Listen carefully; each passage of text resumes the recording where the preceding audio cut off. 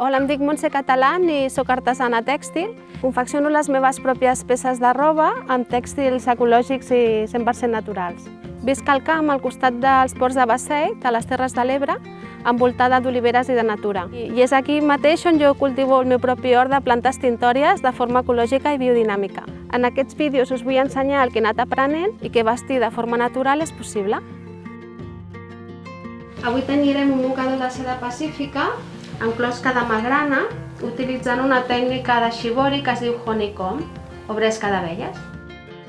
El que necessitarem seran closques de magrana, aquestes ja estan triturades, un mocador de seda, aquest mocador és de 55 per 55 centímetres, un cordill ample i llarg, en aquest cas serà d'1 metre, una olla, un drap de cuina, un drap de cotó finet per poder filtrar, unes pinces per estendre, unes culleres, una pinça, si pot ser un termòmetre, una espàtula, una bàscula per a pesar, o un morter o un molinet per a moldre, un colador, 2 recipients amb aigua i un sabó, si pot ser, per a robes delicades o per a seda. Molt bé, doncs llavors el que primer farem és pesar el que pesa aquest mocador de seda. Llavors, com són 20 grams, necessitarem 20 grams també de magrana. Us aconsello que les aneu guardant quan les aneu consumint.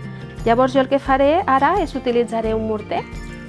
Els aniré triturant perquè quedi el més finet possible.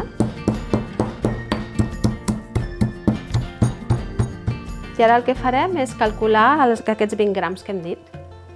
Ara el que farem és fer el nostre bany tintori amb la magrana i per això necessitem la cassola amb aigua. Aquí més o menys he posat uns 4 litres d'aigua perquè l'important és que hi hagi l'aigua suficient perquè les fibres es moguin amb llibertat dintre de l'olla. Llavors el que farem és afegir la magrana a l'aigua. Posarem l'olla a escalfar i més o menys el que hem de mantenir-la és a uns 80 graus. Si tenim un termòmetre podem utilitzar-lo i si no simplement veiem que no bull. I així ens el mantindrem durant 45 minuts o una hora. Mentre tenim el bany tintori escalfant-se, el que farem és preparar el mocador de seda. Llavors el que necessitem és un recipient amb aigua i llavors prèviament el mocador de seda el remullarem amb aigua. El que farem és escórrer-lo una miqueta perquè els interessa que estigui mullat però no massa, només un punt d'humitat. Ara el que faré és fer la reserva de shibori, de bresca d'abella. Llavors el que faig és obro el mocador i el doblegaré formant un triangle. Com el mocador és quadrat, formaré així un triangle.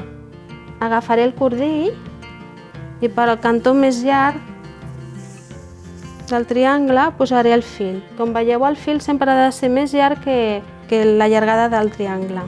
I llavors començaré a enrotllar i aniré enrotllant.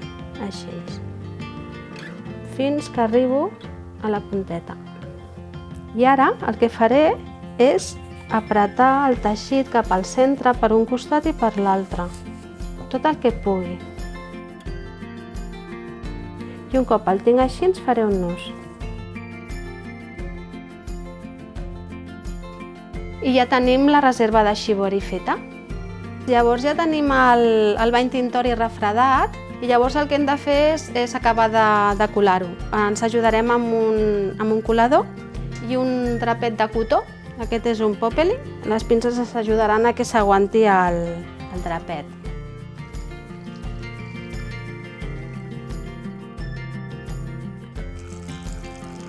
I llavors el que farem és tornar-lo a posar una altra vegada dintre de l'olla, juntament amb el mocador, i el portarem a escalfar 45 minuts o una hora, més o menys a uns 80 graus, igual que abans. Llavors, un cop el bany s'ha refredat, és quan traiem el nostre mocador i l'esbandim aquí a l'aigua freda. El seco una miqueta amb un drap. Ara el que faré és desfer la lligassa i fem tots els passos que hem fet abans, però enrere. Primer estiro i ara desenrotllo.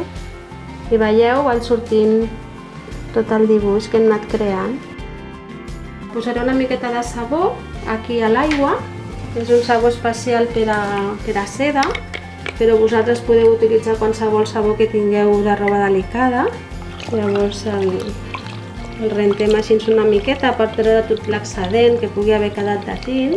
Un cop ho tenim, el que fem és esbandir-lo amb aigua. I ara l'assecarem una miqueta ajudant-nos d'un drap. I ara l'últim pas serà estendre'l per assecar-lo. Llavors, una de les coses que podeu fer és, per exemple, utilitzar proporcions diferents de magrana. Per exemple, en lloc d'utilitzar el 100%, que proveu, per exemple, què passa si ho feu al 200% o si ho feu al 50%. Espero que us hagi agradat aquesta tècnica.